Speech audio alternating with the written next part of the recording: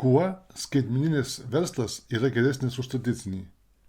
Jeigu jūsų veikiančiam verslui sunkiai sekasi auginti pardavimus, tai yra jūsų pagrindinė problema.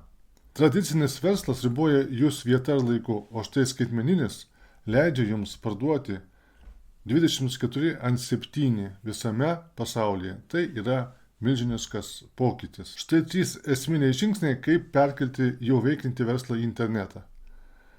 Atsakykite, kas yra jūsų idealus klientas. Nustatykite jo didžiausią skausmą ir svajonę. Antra, sukurkite tik vieną paprastą internetinę paslaugą arba produktą. Trečias, automatizuokite pardavimus, kad laisvintumėte savo laiką.